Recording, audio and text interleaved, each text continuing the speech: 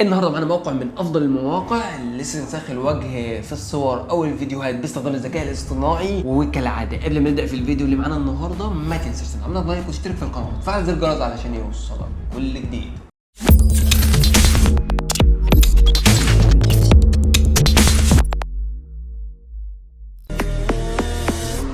استنى بتدور على تصاميم احترافية وبأسعار رمزية زي كده؟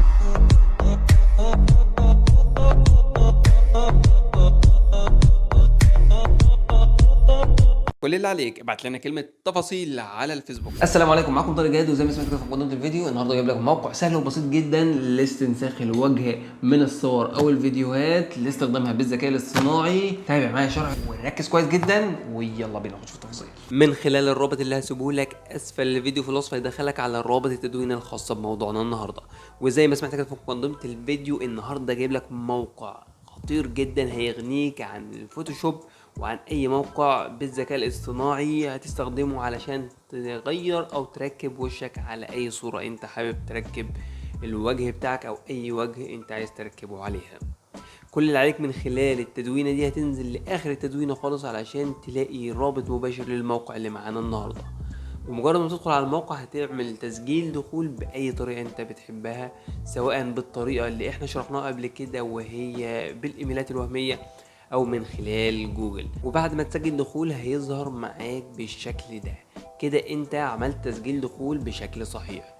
الموقع خطير جدا وتقدر تستخدمه في مميزات كتيرة وخطيرة جدا، لكن المميزة او الافكت اللي احنا جايين نشرح عنه في الفيديو النهاردة افكت بسيط جدا. هتضغط على كلمة تولز وهتنزل هتلاقي عندك كلمة سواب، تضغط عليها بالشكل ده هيبدأ يفتح معاك واجهة جديدة ويوجهك لموقع جديد بالشكل اللي انت شايفه ده. بيقولك تختار الصورة الاولى اللي انت حابب تركب الوش بتاعك عليها، وبعد كده بتختار الوش بتاعك اللي انت عايز تركبه على الصورة دي وهتشده بس عليها بالشكل ده يبدأ ان هو يركبه لك بالشكل اللي انت شايفه ده.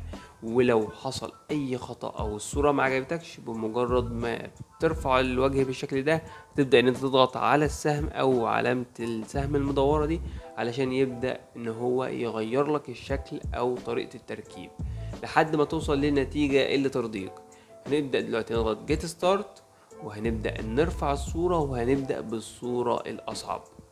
هندخل كده على الصور وهنختار الصورة بتاعتنا. دي صورة فيها شخصين طبعا غنيين عن التعريف، كريستيانو وليونيل ميسي.